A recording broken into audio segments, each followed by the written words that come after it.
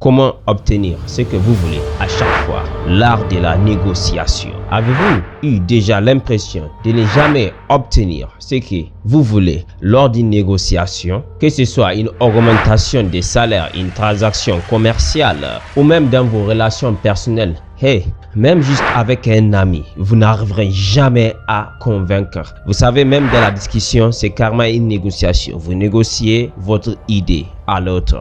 Et même dans ça, vous avez l'impression, très souvent, même quand vous commencez juste à partager vos idées, vos amis, les autres commencent à sourire.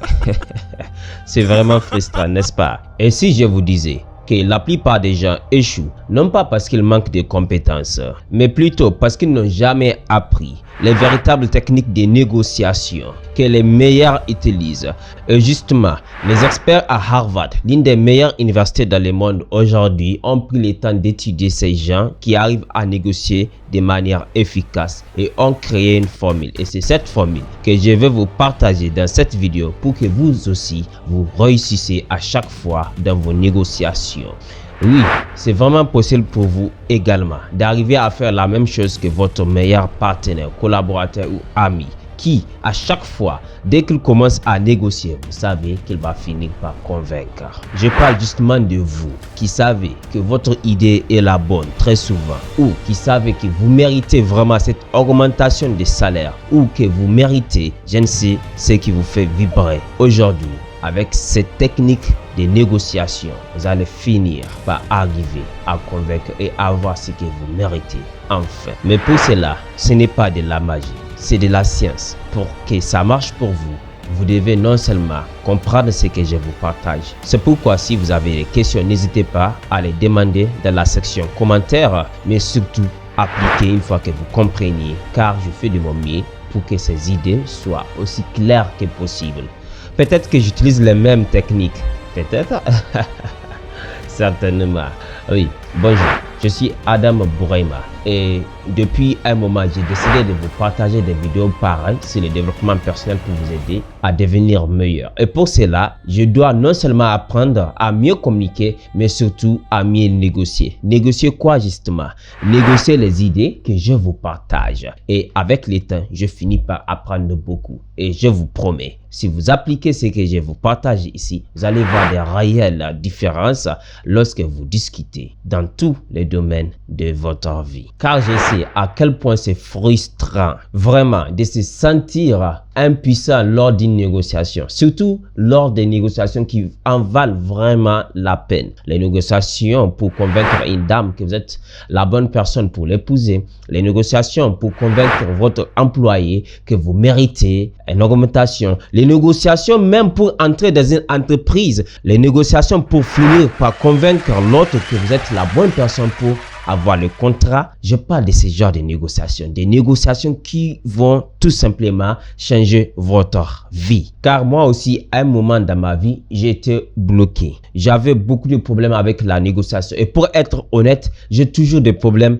lors des négociations des ventes. Mais je vois une amélioration continue chaque jour que Dieu fait parce que je suis conscient que je dois m'améliorer dans ce sens. C'est pourquoi cette vidéo est vraiment la réponse pour vous si vous avez du mal lors des négociations. Et sans attarder, voyons ensemble la technique que je vais vous partager. Et je vous partage cette technique de négociation en 6 étapes. Les 3 premières étapes, ce sont les étapes concrètes qu'il faut suivre. Et les 3 suivantes sont les secrets qu'ils utilisent vraiment pour arriver à avoir toujours ce qu'ils veulent lors des négociations. Donc, je vous invite à le comprendre, mais surtout à les appliquer. Rappelez-vous, l'action est vraiment le maître du jeu. Et l'étape numéro 1, qui doit être claire à tout le monde, malheureusement, beaucoup de gens l'ignorent et c'est fatal. C'est de préparer déjà le terrain. Vous voulez aller à un entretien d'embauche, il faut prendre le temps d'étudier l'entreprise. Est-ce une entreprise qui valorise les costumes?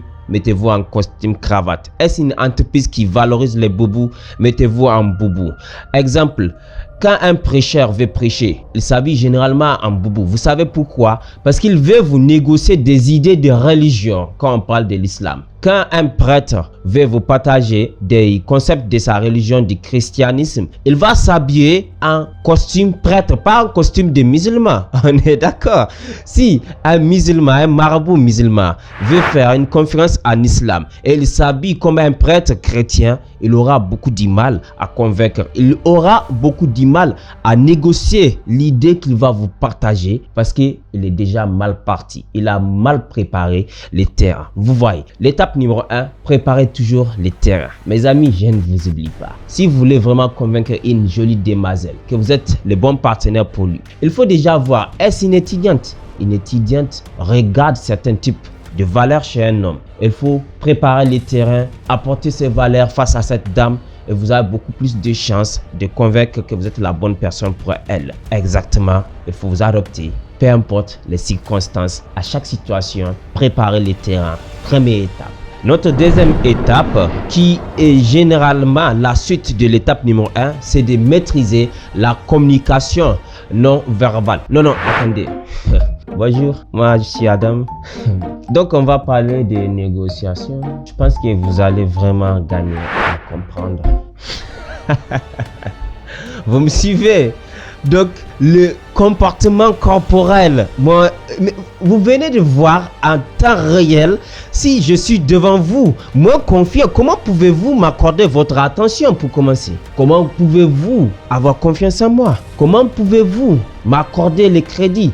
Le même moment où vous vous êtes senti frustré ou même dégoûté de me regarder quand je fais ces petites scènes, c'est la même chose pour vous. Maîtrisez la communication non verbale et vous gagnez déjà environ 75% à 90% la négociation. Pourquoi? Parce que sans le savoir, nous tous on juge les autres. On porte du jugement sur les autres environ 2 secondes à 3 secondes de notre première rencontre. C'est pourquoi je vous ai dit, les marabouts qui s'habillent comme un prêtre pour venir prêcher est déjà mal parti. Parce qu'on va mal le juger. C'est la même chose. Vous voulez convaincre un employeur que vous êtes le bon employé, habillez-vous comme un directeur. Partez et montrez-lui que vous êtes la bonne personne en vous habillant comme il le faut. En ayant le bon posture, l'épaule derrière, la tête bien droite, vous montrez à la vie que vous êtes la bonne personne. Vous montrez aux gens que vous êtes la personne qui mérite d'être écoutée. Alors vous êtes déjà bien parti pour mieux négocier et réussir votre négociation. Ne négligez plus jamais le style vestimentaire, le comportement corporel qui est d'ailleurs constitué en deux grandes parties. Première partie, votre physiologie. C'est pourquoi vous voyez que je prends du terrain. Si je dois m'asseoir comme ça, ça sera comme ça. Le terrain, pas comme ça. Non, le terrain, c'est très important. Vous me voyez? Donc, pour les micros, je m'approche, ok? Sinon, c'est pour les micros, je m'approche. Sinon, je peux être à l'aise comme ça pour vous expliquer. Je sais, vous voyez la variété. Peut-être dans les montages, je vais supprimer cette variété. Mais c'est pour les micros, je m'approche plus. Vous voyez? Malgré cela, je prends le terrain encore. Mes mains, ils sont comme ça. Donc, ça impose inconsciemment les respects. Vous me suivez? Donc, il ne faut jamais négliger la physiologie. Deuxième partie très importante, c'est ce qu'on appelle le visuel. L'habillement que la personne met, la coiffure. Donc, tout ça, c'est très important. C'est ce qui impose tout de suite en 3 secondes si on va faire confiance à la personne ou pas. Et si on ne fait pas confiance à la personne a déjà perdu la négociation. Je reviens avec les filles encore. Peut-être que c'est parce que je suis jeune, j'aime en parler. Si vous voyez une jeune demoiselle marchant, mon ami, si vous êtes mal habillé quand vous abordez cette demoiselle et quand vous êtes bien habillé, c'est totalement différent. Exactement. Et ce n'est pas qu'avec les jeunes dames, c'est avec tout le monde en réalité. C'est dans tout ce que vous faites. Ne négligez plus jamais cette étape numéro 2. La communication non verbale, c'est capital pour réussir vos négociations. Et l'étape numéro 3 qui est capitale, qui n'est jamais à négliger, c'est de créer de la valeur pour l'autre. Nous sommes généralement égocentriques, égoïstes. On ne pense qu'à nous. Et malheureusement, dans les discussions, même les conversations et les négociations, on décide généralement de ne penser qu'à nous. Et c'est déjà mort. Pourquoi? Parce que l'autre personne également va nous imiter par l'effet des miroirs. Il ne pensera qu'à lui-même. En ce faisant, des personnes qui ne pensent qu'à eux-mêmes, qu'est-ce qui va se passer? Vous êtes mal parti pour réussir une négociation. D'ailleurs, les experts à Harvard, après leurs études scientifiques, ils ont dit, dès qu'après une négociation, vous vous êtes posé cette question, c'est que tout le monde a déjà perdu. C'est quoi cette question? Qui a gagné? Non. Une bonne négociation ne finit jamais avec qui a gagné, mais finit toujours avec un sentiment de satisfaction. Pourquoi?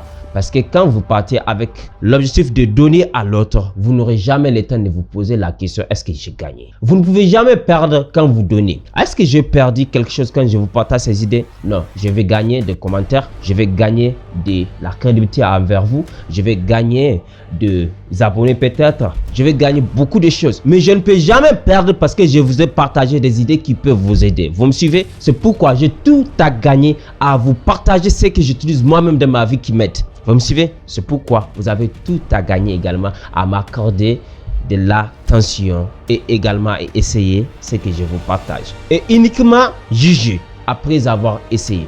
Ne jugez jamais sans essayer. Donc voilà les 3 premières étapes qu'il faut suivre à chaque fois si vous voulez réussir votre négociation. Ne partez pas. C'est justement là qu'on va voir les 3 secrets qu'il faut inclure pour finalement arriver à toujours obtenir ce que vous voulez lors d'une négociation.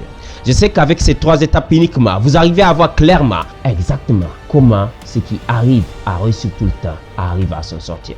Votre ami, qu'à chaque fois, c'est les fadas ou les négociations arrivent toujours à convaincre, vous allez vous rendre compte d'une chose, il applique toujours le 3e point. Il applique toujours le 2e point. Et très souvent, il applique toujours le 1er point. Pourquoi j'ai renversé l'ordre? Parce que tous ceux qui arrivent à convaincre ne sont jamais égoïstes. Dans une discussion, ils vont toujours rebondir. Ils ne vont jamais dire que vous avez tort. Ils vont rebondir. Donc voilà les 3 secrets que les experts en négociation à Harvard nous ont dévoilés. Vous voulez les appliquer vous aussi pour finir à toujours obtenir ce que vous voulez lors d'une négociation. Le secret numéro 1, c'est l'effet de réciprocité. Et cela fonctionne mieux en commençant toujours à donner à l'autre quelque chose sans rien attendre en retour. J'aime en parler. L'effet du miroir, ça marche toujours. En donnant quelque chose à la personne sans rien attendre en retour, la personne se sent redevable envers vous et il a envie de vous donner quelque chose en retour. Si c'est la vente et que vous donnez quelque chose sans rien attendre en retour, cette personne a envie d'acheter quelque chose en retour. Le fait même que je vous partage ces idées gratuitement, si vous suivez et que vous trouvez ça intéressant, vous avez naturellement envie de vous abonner, de commenter ou même de partager la vidéo. C'est le même aspect que je vous invite à appliquer. À partir d'aujourd'hui, à chaque fois, lors d'une négociation, réfléchissez sur comment je peux donner. Ça peut être quelque chose de si banal que cet exemple. Quand vous voyez une belle demoiselle, monsieur, et que vous courtisez cette demoiselle, au lieu d'aller demander directement quelque chose que vous voulez, par exemple le numéro, commencez par donner quelque chose gratuit. Oh mademoiselle, bonjour, je suis telle personne. Je peux avoir 2 minutes de votre temps s'il vous plaît.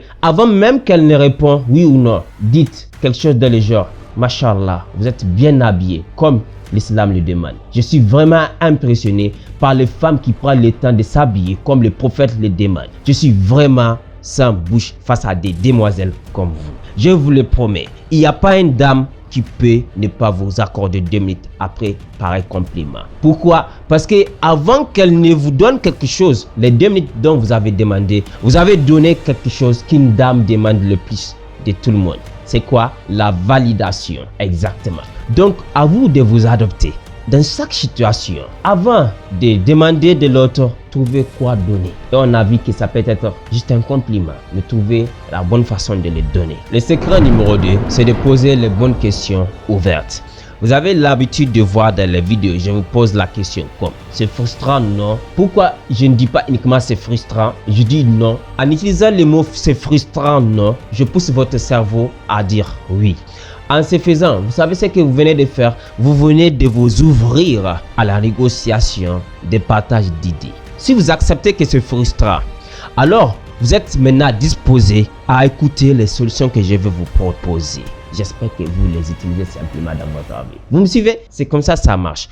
Donc, à chaque fois que vous êtes en train de négocier et que vous vous retrouvez face à un mur, reculez et posez une question ouverte. C'est ça la clé, une question ouverte. Pourquoi? La question ouverte va pousser l'autre à parler. En parlant, en discutant, il va quitter cette position, la position de non-réceptivité. Donc, c'est tellement important pour vous. Il faut chaque fois poser des questions ouvertes. Cela va pousser l'autre personne à rentrer encore dans la négociation, à ne pas se fermer totalement à la négociation. Et le secret numéro 3, c'est que les experts en négociation à Harvard nous ont dévoilé, c'est qu'il faut toujours créer une situation d'urgence. Pourquoi? C'est tellement important.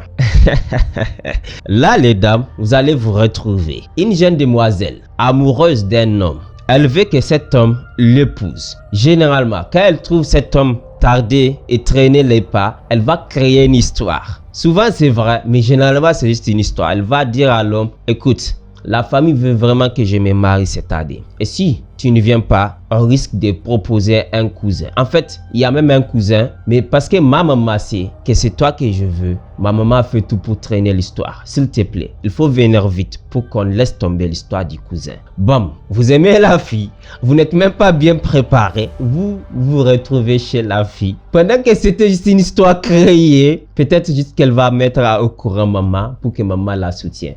Donc, ce sont des techniques de manipulation, oui, mais elles ne sont pas forcément mauvaises. Pourquoi? Parce que quand la personne sait qu'il a les champs libres, il a le temps, pourquoi il va agir vite? Pourquoi il va vous donner ce que vous voulez quand vous le voulez? Donc, à chaque situation, trouvez la bonne façon. C'est une manipulation, c'est secret. Mais il faut comprendre une chose, il y a des bonnes manipulations, il y a des mauvaises manipulations. Est-ce que c'est finalement mauvais pour cet homme d'épouser cette jeune demoiselle? Non, mieux vaut pour eux s'ils s'aiment tous les deux de se marier et d'aller se construire progressivement ensemble que de rester dans l'informel. On est d'accord?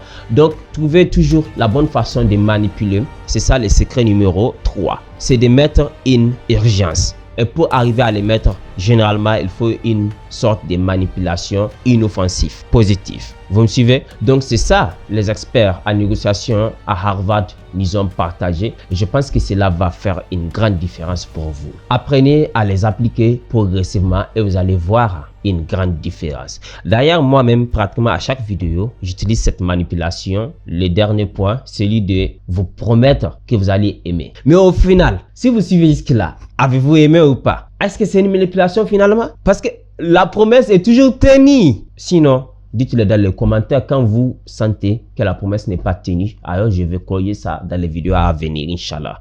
Donc, moi, je vais vous dire juste ça. Merci. C'était Adam. À la prochaine, Inch'Allah, avec humilité. Je vous attends dans les commentaires.